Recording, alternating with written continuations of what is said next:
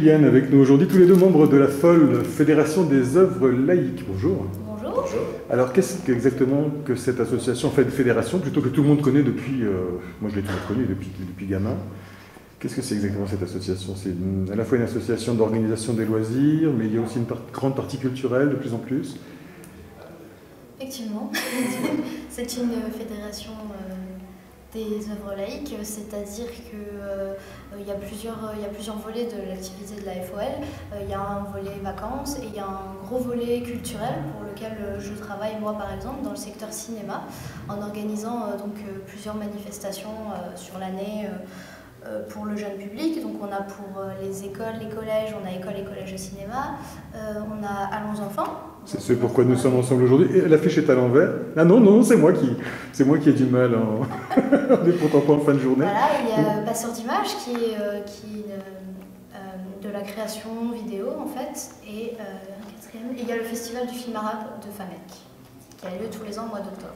D'accord, alors allons enfants, c'est ce dont on parle aujourd'hui puisque nous sommes en pleine projection de l'un des films qui entre dans le cadre de ce festival, Tantilda. Ce festival, il existe depuis, vous me disiez, il existe depuis pas mal d'années, depuis une vingtaine d'années, c'est ça? Depuis une vingtaine d'années, oui. Ouais. Et donc c'est un festival qui est finalement quasiment régional, hein, parce que je vois que vous intervenez aussi bien à Metz, qu'à Famec, Dieuze, Rémilly, Cirque-les-Bains, Sérémange, Sarreguemines, Forbach, Marly, Château-Salins. Enfin, effectivement, on est partenaire avec la plupart des cinémas Art et Essai de Moselle. Donc, comme on est la FOL de Moselle, nous, on s'occupe que de la Moselle. Mais oui, effectivement, il y a des séances accessibles aux écoles de tout le département. Alors, cette partie cinéma, art et essai, c'est Thierry qui va nous en parler. Thierry, votre métier, c'est projectionniste. Tout à fait, projectionniste et programmateur pour le CRAVLOR, Centre régional audiovisuel de Lorraine, qui fait partie de la Ligue de l'enseignement. Nous sommes multi-cinéma des Ligues de l'enseignement. Alors, vous m'aviez expliqué quelque chose tout à l'heure hors caméra de très intéressant, c'est qu'il faut respecter un certain périmètre autour des salles de cinéma pour pouvoir projeter des films, en fait. Alors tout à fait. Si on veut ouvrir un point de cinéma itinérant aujourd'hui, il faut qu'on soit à plus de 15 km d'un cinéma fixe. Mais il faut savoir qu'actuellement, aujourd'hui, le CRAVLOR bénéficie d'environ 70 salles de cinéma itinérantes, plus les salles fixes dont je gère la programmation. Alors il y a quelques, comme ici par exemple à Montigny-lès où vous intervenez depuis très très longtemps, il y a quelques passes droits. On est à moins de 15 km de la première salle de cinéma, mais pour autant vous avez la possibilité de diffuser, enfin de projeter plutôt. Oui, en fait le point itinérant de Montigny-lès est là depuis très longtemps. Il est là avant que le Kinépolis se soit implanté. Donc une fois qu'on a l'autorisation de tourner dans un point, on garde cette autorisation. C'est ça qui est intéressant. Alors, qu'on ne s'inquiète pas surtout des bruits de portes et des voix, il faut préciser que nous sommes ici dans un hall d'entrée de centre culturel, un mercredi après-midi, ce qui équivaut à un hall de gare en temps normal, à peu près rien de dramatique. Alors, ce festival Allons enfants, qui se tient, c'est la 15e du cinéma jeune public, qui se tient du 26 mars jusqu'au 11 avril. Quel est son contenu? Il y a à la fois des films d'animation, mais également des documentaires. Alors cette année, effectivement, on a des dessins animés, des films d'animation, et on a un film, donc comme vous pouvez voir à l'intérieur, on a des films cycle 1, cycle 2, cycle 3 qui correspondent à l'âge des enfants. Et en fait, au cycle 3, vous pouvez voir qu'on projette Sidewalk Stories, donc ça c'est un film muet en noir et blanc. Qu'on avait eu pour notre inauguration. Et il y a également Sur le chemin de l'école, donc qui est le coup de cœur du festival cette année, qui est un documentaire en fait où on va suivre des enfants dans 4 pays du monde. Maroc, Inde, Patagonie, Kenya. Leur chemin pour aller jusqu'à l'école, puisqu'ils n'ont pas de voiture, ils n'ont pas de bus, ils mettent parfois jusqu'à 2 heures pour se rendre à l'école. Donc ça c'est un documentaire français.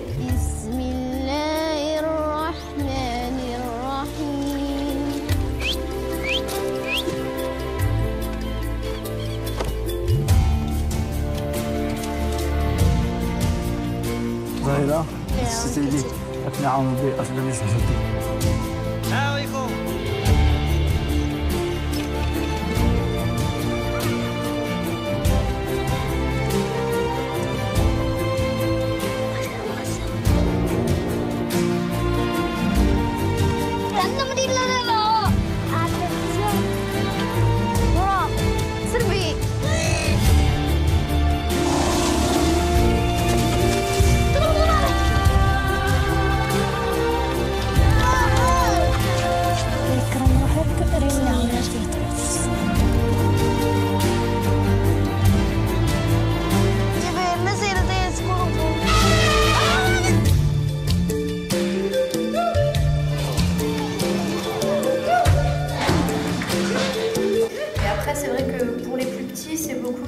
d'animation.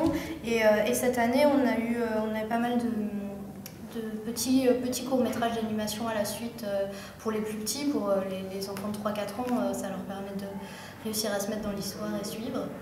Voilà, et donc aujourd'hui à Marc-Sangnier, donc on est là un mercredi après-midi pour ce qu'on appelle un ciné-goûter, c'est-à-dire qu'on va proposer la projection d'un film pour des centres culturels. Donc là, cette année, on a choisi de projeter Tantilda, un film sur le développement durable, sur l'environnement. Et donc on leur projette le film grâce à Thierry, et nous ensuite on leur offre un petit goûter à la sortie, plus une petite animation jardinage, avec des petits pots, des petites graines qui vont pouvoir planter. Grandir, façon géante, et dégager une énergie de dingue. Quand on aura passé toutes nos cultures au LGO, les bénéfices vont grimper, mes cocos. Mesdames et messieurs, Atilem. C'est une révolution. Grâce à Atilem, la faim dans le monde est en voie de disparition. Elle va régler tous nos problèmes. Et qui est derrière tout ça? Je vous le donne en mille. La Dolo, mon cher.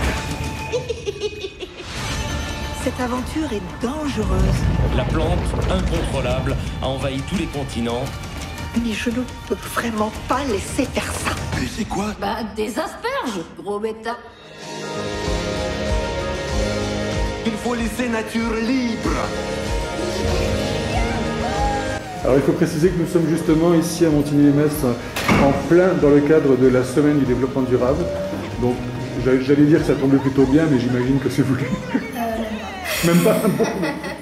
Donc notre responsable Sophie Collin a eu l'idée de proposer aux enfants des centres une activité un peu particulière, c'est-à-dire de planter des diverses herbes, du basilic, de la menthe, des diverses petites herbes, de la ciboulette.